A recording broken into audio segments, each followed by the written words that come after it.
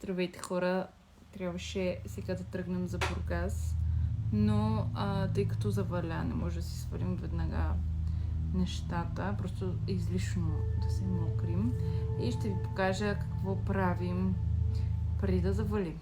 Ето тук съм събрала няколко бутилки и сега трябва да ги намачкаме до отделя капачките.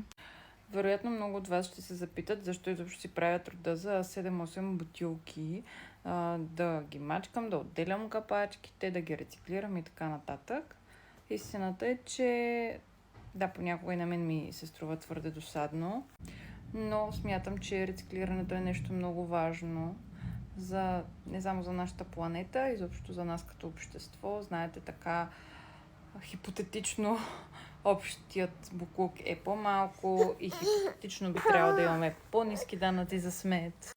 Но на първо място аз го правя, колкото и банално да звучи, за благото на планетата и за това да нямаме смесен отпадък, колкото се може повече да се рециклира тази пластмаса, за чието производство и без това се замърсява достатъчно природата. И това е нещо, за което доста съм говорила и на моите ученици назад в нашите уроци, преди да бъда изобщо по майчинство. Споделете ми, вие рециклирате ли и какво ви е мнението по тази тема. Чао!